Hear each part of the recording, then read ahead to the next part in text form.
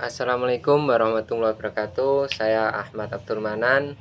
Untuk memenuhi tugas mata kuliah hermeneutika, saya di sini akan mempresentasikan secara singkat pemikiran hermeneutika Emilio Betti, seorang tokoh yang berkebangsaan Italia yang mengamini hermeneutika sebagai metode penafsiran yang objektif.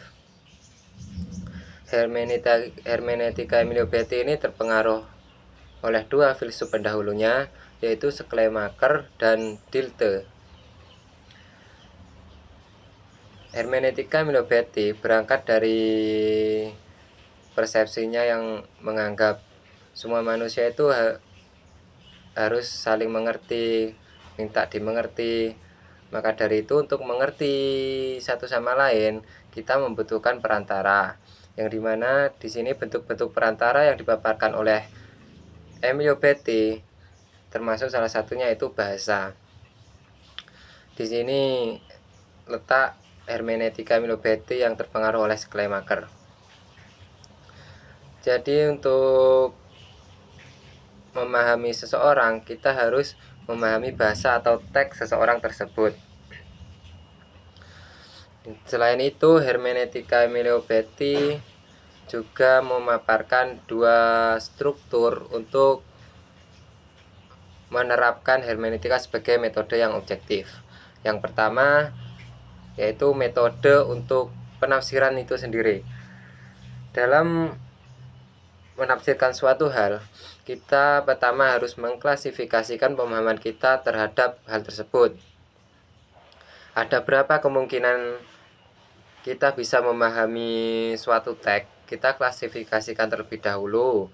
Kemudian setelah kita menemukan beberapa pemahaman,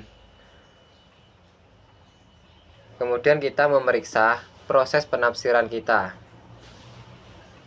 Dalam proses penafsiran yang kita lakukan, apakah ada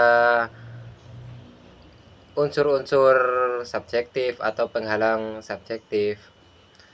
Jika ada, kemudian kita memformulasikan atau menyusun penghalang-halang tersebut agar tidak masuk dalam proses penafsiran kita. Kita harus membuang unsur-unsur subjektif tersebut. Kemudian, struktur hermeneutik agar bisa menjadi metode penafsiran yang objektif. Yang kedua yaitu norma. Jadi Emilio Betti juga memaparkan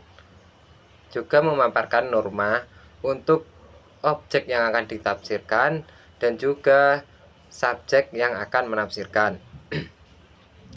Pertama kita akan membahas norma untuk objek yang akan kita tafsirkan. Dalam norma objek ini, Emilio Betti membaginya menjadi dua.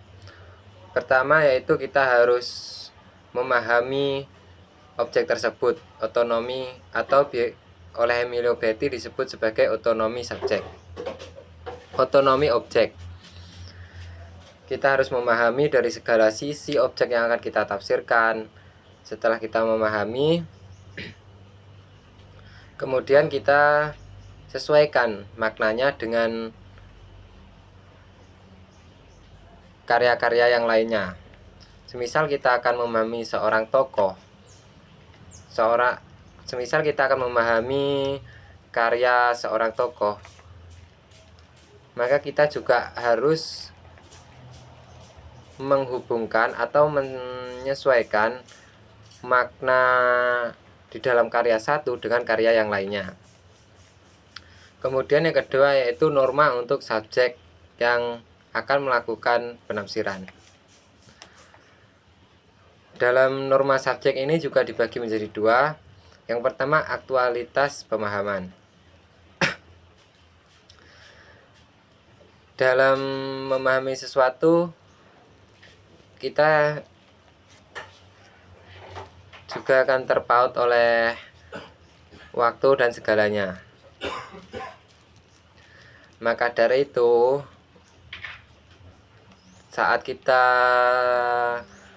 menerapkan aktualitas pemahaman ini, saat kita mengaktualitaskan pemahaman, kita juga harus menyesuaikan makna yang kita dapat terhadap waktu atau lingkungan saat subjek melakukan penafsiran. Saat kita sudah menerapkan dua struktur yang mengantarkan hermeneutika sebagai metode yang objektif, maka kita akan mendapatkan sebuah penafsiran yang objektif juga. Tapi di sini oleh Emilio Betti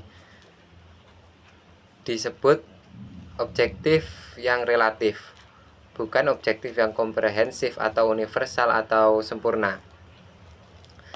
Karena di dalam unsur aktualitas pemahaman tadi dengan objektivitas akal itu masih memiliki kesenjangan atau tidak, atau bahasa sederhananya, dunia kita sekarang ini tidak bisa secara sempurna mewakili pemahaman yang ada di akal kita. Maka dari itu Emilio Betti menyebut penafsiran yang kita hasilkan sebagai penafsiran yang objektif relatif. Maksudnya relatif di sini relatif untuk suatu kelompok, bukan relatif hanya untuk diri kita sendiri. Semisal kita menghasilkan suatu penafsiran yang dimana penafsiran tersebut akan dibenarkan juga oleh kelompok kita atau golongan kita, semisal agama atau budaya. Jadi di sini secara tidak langsung kebenaran objektif menurut agama atau kelompok-kelompok yang lainnya atau budaya itu tidak bisa namun pemahaman kita terhadap dengan pemahaman kita yang ada di akal dengan dunia nyata itu masih ada kesesuaian. Maka dari itu Emilio Betti menyebutnya sebagai objektif yang relatif. Namun kesesuaian tersebut tidak sepenuhnya sesuai, tetapi ada unsur-unsur yang masih ada keterikatan antara pemahaman yang kita hasilkan dengan aktualitas pemahaman di dunia nyata ini. Nah, disinilah Emilio Betti terpengaruh oleh Dilthey. Emilio Betti meminjam konsep Verstehen-nya Dilthey, yang dimana konsep pemahaman yang ada di akal kita masih memiliki kesenjangan terhadap dunia nyata ini. Kalau tadi kan Emilio Betti terpengaruh oleh Schleiermacher, itu Emilio Betti meminjam interpretasi gramatisnya Schleiermacher, yang dimana di situ mencakup 3 unsur bahasa, unsur struktur, dan unsur karya lainnya. Namun Emilio Betti menolak pemikiran Schleiermacher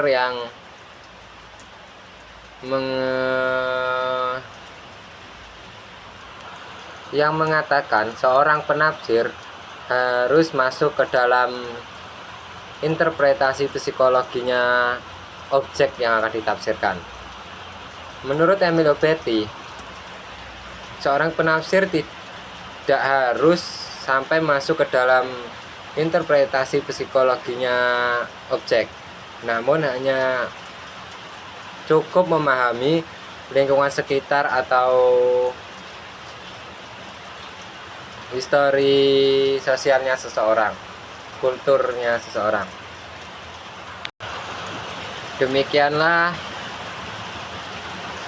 pemikiran hermeneutika Emilio Betti secara singkat dan latar belakang pemikirannya terhadap pengaruhnya terhadap pendahulu-pendahulunya seperti Schleiermacher dan Dilthey.